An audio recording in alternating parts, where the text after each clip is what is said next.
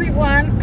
I'm on a long stretch of road with only one car besides me. So don't worry too much about me driving and videoing because I try not to look at the camera, but it's very windy today.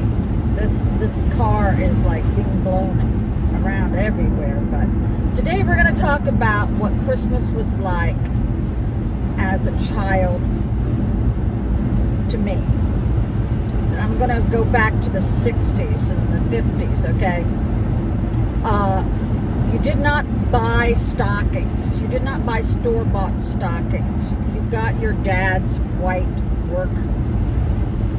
If your dad was in construction, you got his white work socks. And my father was 6'4" and with a size 13 foot, so it was a pretty big white sock. And it was filled with nuts. These are nuts that have not been shelled, and oranges. Oranges were a big thing back then. And that rock hard candy. Some of you are going to know what I'm talking about, but only the tree was decorated, and a lot of people would spray on that snow on their windows, but no one decorated the whole house that I know of, because it was just about the tree and that was it. Nowadays, the women and even me will decorate the whole house, something Christmassy in almost every room. And back then, you got one nice present and then a whole bunch of little stuff, maybe. There was usually no presents in the stocking. It was just the nuts and the orange, right? Yeah. So, Christmas songs was a big thing, and caroling was a big thing. And the only businesses that really decorated were they didn't have malls back then, but they would decorate, and there was wrapping places inside of every fancy store, like Woodward and Lothrop, and I guess the Heck Company. Yeah, whatever happened to the Heck Company? Okay, and Macy's. Yeah, if you wanted to see a lot of decorations, that's where you went. And all the towns would definitely decorate something. And you went and saw Santa. That was the big thing. You saw Santa and you got your picture taken. I have a lot of pictures. Maybe I can put some on at the end of this video. Let me have a drink of water. Okay. So,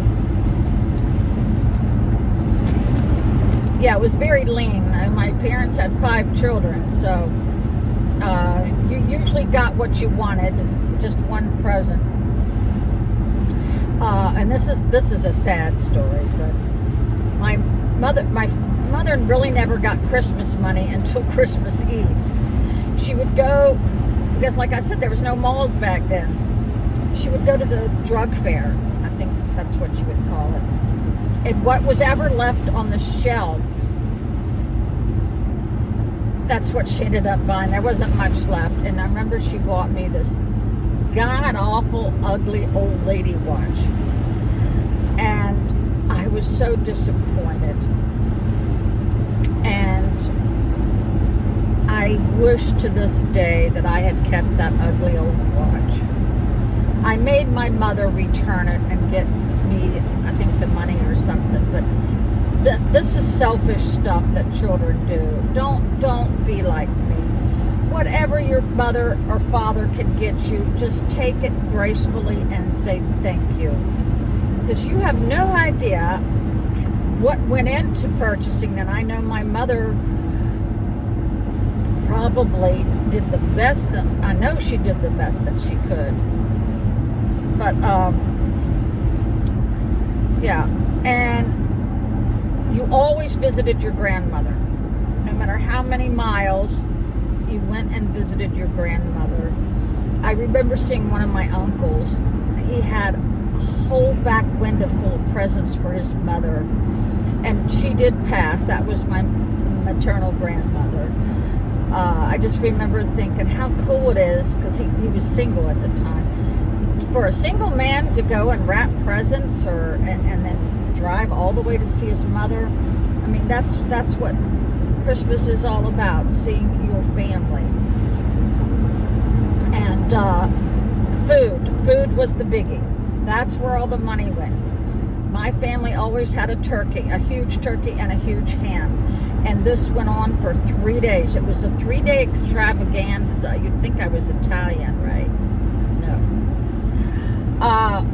The chopping of the vegetables was the whole thing with my father. I think he probably used a whole thing of celery, lots of onions, a lot of sage in the dressing. Now, back then they would put the dressing in the back end of the turkey, but they've since found out that that's not too healthy, because sometimes it doesn't get cooked all the way, or but I think now they recommend you to put your stuffing in a casserole. But I've seen Martha Stewart stuff the back end of the turkey. So let's see. Yeah, and the pies. I learned how to make pies from my mother. A lot of pumpkin. Now, I learned how to roll out the dough, so I make very good pies. In fact, I've taught 2 of my nephews how to roll out dough and make the lattice. And with the Boy Scouts, and they actually won because they knew how to do it. And I prefer rolled out dough, not the frozen. When I see people buying that frozen pie crust, I go, oh my God, you're missing out on all the good stuff, right? So, yeah, now I make a fudge. I call it Aunt Marie's fudge. I've made it on this channel many times. It's with butterscotch and peanut butter. This stuff is like crack, even though I haven't tried crack. It is addictive. And if you have a sweet tooth, don't make this.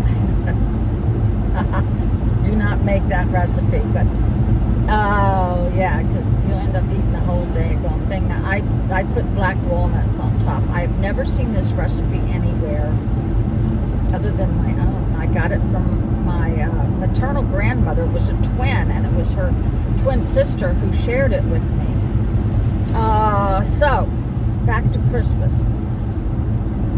My first memory of Christmas is my daddy and me. Evidently, like I said, I was very independent.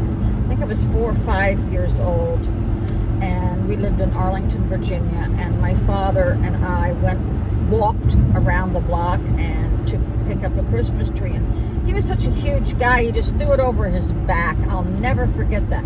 That's my earliest memory.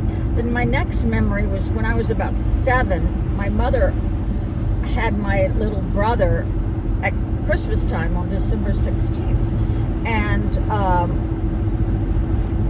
I think my father must have been at the hospital. This was in Winchester, Virginia. So I was the oldest, and I remember making it easy for my mother when she came home. I didn't understand too much about babies, other than the fact that my brother had a big head. He was the biggest baby she ever had. But I waxed the floors. Now, we had a wood stove. This was a wood stove to cook on. We didn't have electric. A wood stove to cook on. We have kerosene lamps. And I stoked the stove, cleaned up around the stove, waxed the floors, and I'm sure I did the dishes. And I probably went into the woods and got some, nandina and some holly. And I think my mother must have had the spray snow or the gold or silver. And I remember, even as a very young child, decorating from whatever I could find in the yard.